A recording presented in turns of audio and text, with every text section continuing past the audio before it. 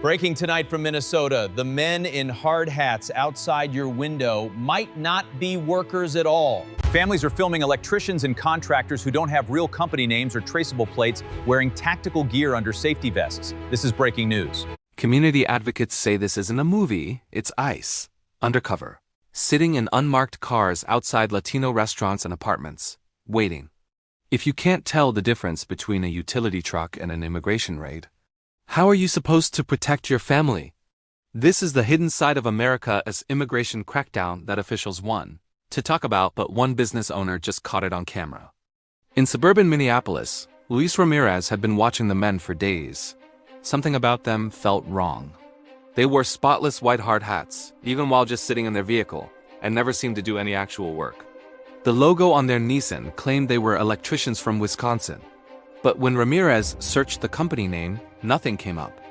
Day after day, they parked outside his family's Mexican restaurant. Watching, waiting, never explaining why they were there. On Tuesday, when the car came back, Ramirez decided he'd had enough. He hit record on his phone and walked outside. As he approached, the men turned away, hiding their faces, their bodies stiff under the bright safety vests. "This is what our taxpayer money goes to," Ramirez shouts. "Renting these vehicles with fake tags to come sit here and watch my business." Online, many viewers saw exactly what he suspected. Undercover immigration agents staking out a Latino-owned business. But when reporters asked the Department of Homeland Security and ICE whether those men were federal officers, there was no answer. Silence from the government. Fear in immigrant neighborhoods. And a growing stack of similar stories across Minnesota. Legal observers say they're hearing more and more reports of agents posing as construction crews, delivery drivers, even activists. Not all of these reports have been verified. But in a state already on edge, every rumor feels like a possible threat.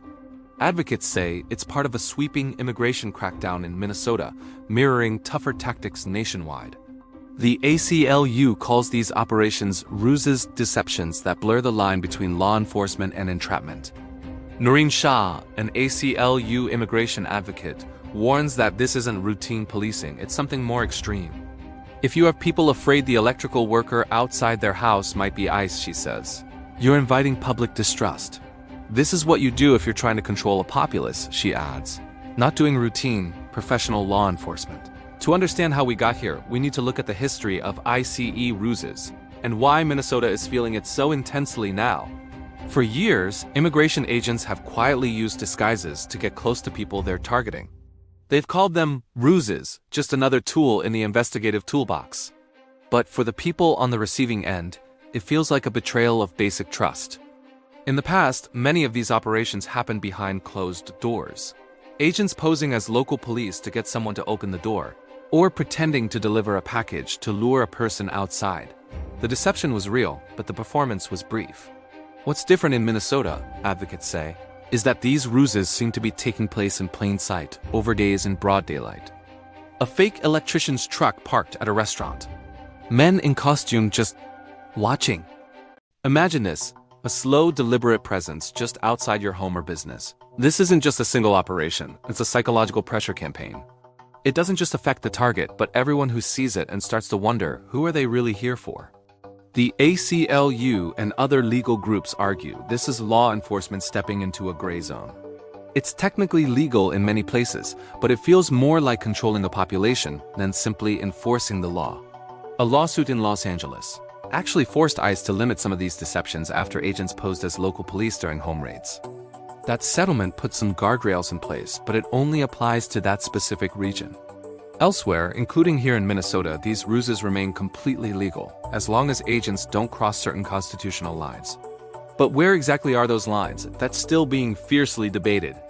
For people like Luis Ramirez, this debate feels distant and academic. He's not dissecting legal footnotes. He's watching strange men in fake uniforms stare at his family's livelihood, wondering if today is the day they come through the door. In response, communities are fighting back with the tools they have. They're pulling out their phones, recording license plates, and sharing footage with lawyers and local media. They're building their own informal databases of suspicious activity. Some reports turn out to be nothing, just regular contractors. But others reveal vehicles with dummy plates or links to shell companies with no online footprint. Each new case adds another layer of fear. Lawyers and advocates in Minnesota are now fielding a constant stream of calls. There is a van outside. This company logo doesn't check out. Can ICE really pretend to be anyone? People are confused about their rights. Technically, ICE can't just walk into your home without your consent or a proper warrant. And that's exactly why they use these ruses.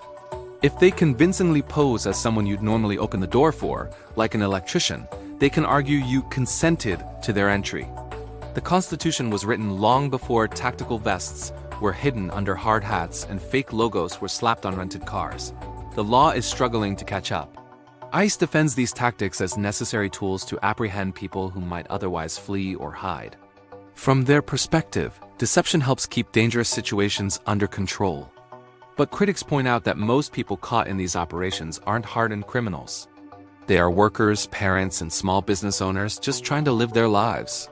Here in Minnesota, the stakes feel especially high.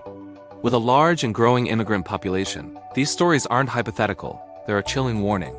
Thanks for watching. If this is a topic that matters to you, please share this video and subscribe for more stories that need to be heard. Every unmarked van can look suspicious. Every unbranded hard hat can carry a question. Are you really here to fix something or to take someone? That constant vigilance is exhausting, but many say it now feels necessary. Noreen Shah describes this as a more extreme degree of deception than she has seen before, precisely because it spills into the open. It doesn't just trick a target, it chills an entire neighborhood. She argues that when people start doubting whether the utility worker outside is real, you're not just enforcing immigration law, you're undermining basic social trust. And once that trust breaks, it is very hard to rebuild. Trust is what lets strangers knock on doors, what lets workers enter homes, what allows communities to function day to day. When ICE steps into that space wearing a costume, the damage can ripple far beyond a single arrest. The Department of Homeland Security declined to confirm whether the men at Ramirez's restaurant were ICE agents. That silence leaves everyone to fill in the blanks. Some with fear, some with anger, some with a shrug and a sense of helplessness. Federal officials often argue they don't comment on specific operations for security reasons. But without transparency, secrecy becomes its own kind of weapon. You don't have to arrest everyone to scare everyone. You just have to be seen. In that sense, the Nissan and Ramirez's parking lot is both a physical presence and a psychological message. We could be anywhere. We could be anyone. It's hard power enforcement wrapped in soft power intimidation. Some law and order advocates argue that if someone is in the country without authorization, the method of arrest shouldn't matter. To them, ruses are a smart, efficient way to do a hard job in a hostile environment. But the Constitution doesn't only protect the most sympathetic people. It's designed to set limits on government power, no matter who is being targeted. And that includes when the government decides to put on a disguise. Courts have long allowed undercover work in criminal investigations. Police can pose as buyers in drug stings or infiltrate gangs. What's newer is this blurred line between everyday civilian roles and federal immigration enforcement. When the electrician, the delivery driver, or the activist could secretly be ICE, it doesn't just change how immigrants act. It changes how everyone treats each other, introducing suspicion into basic daily interactions. That suspicion doesn't stop at immigration. Once people believe the state will routinely lie about who it is, they begin to wonder what else is on the table. What other rights can be bent by a clever costume and a fake logo? For Minnesota's immigrant communities, the message many hear is clear. We don't want you to feel safe enough to relax. We want you always slightly afraid. That constant low-grade fear is a form of control all by itself. Legal groups warn that when fear becomes the primary tool of enforcement, mistakes become more likely. People may run when they shouldn't, hide when they don't need to, or make desperate choices that put them in greater danger. At the same time, community organizations in Minnesota are racing to educate residents about their rights. They're holding workshops, printing cards, and telling people, you don't always have to open the door just because someone looks official. They advise asking for identification, demanding to see warrants, and staying calm if approached.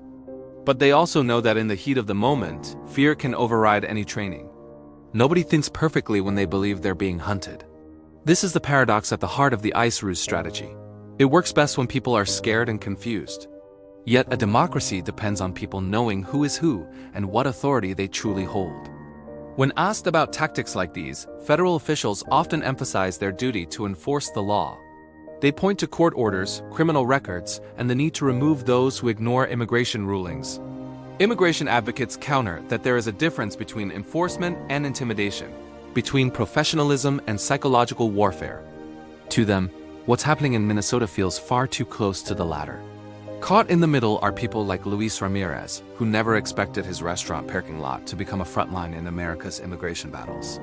He didn't ask to be part of a national debate, he just wanted to run a business. But when men in fake uniforms showed up outside his windows, he grabbed his phone and pushed back the only way he could, by making this invisible tactic visible. His video turned a quiet stackout into a public controversy. In that sense, every recording, every documented encounter becomes a small act of resistance. It says, if you're going to watch us, we're going to watch you too. Surveillance, in a way, is meeting counter-surveillance. Whether that will be enough to change policy is unclear. Lawsuits take years, settlements are narrow, and political leaders often send mixed messages on how aggressive they want ICE to be. But in the meantime, the effect on everyday life in Minnesota is immediate. People alter their routes to work. They second-guess who they allow into their homes.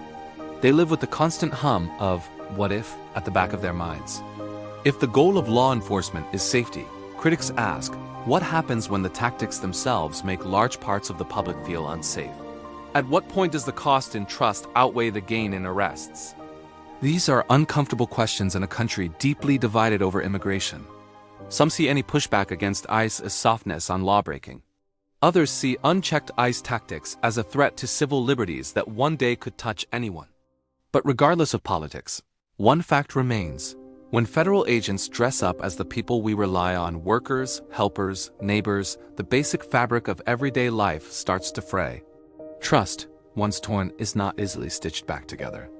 In Minnesota, that tear is now visible in the way people talk, move, and watch each other. Hard hats and high-waist vests, once symbols of honest work, now sometimes trigger a flicker of suspicion.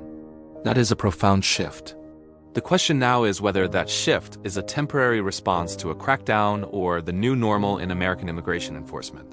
How many more dummy plates, fake logos, and staged roles will it take before people simply stop trusting what they see? For Luis Ramirez, the answer may already be clear. He saw something that didn't add up, and he refused to be quietly watched. His choice to speak out has given the country a rare, unfiltered look at tactics usually kept in the shadows. Whether you see that as courageous, confrontational, or unnecessary probably says a lot about how you view ICE, immigration, and the role of government power. But it also says something about what you think neighbors owe each other. In the end, this story isn't only about agents in disguise.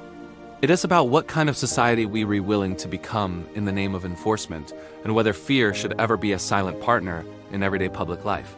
Hard hats and dummy plates may sound like props in a movie, but in Minnesota, they're part of a very real drama playing out in parking lots and neighborhoods with real families and real consequences. This is U.S. Media Power, bringing you the story behind the images. If you want deeper coverage of immigration enforcement, civil liberties, and the lives caught in between, stay with us. Subscribe and share your thoughts below.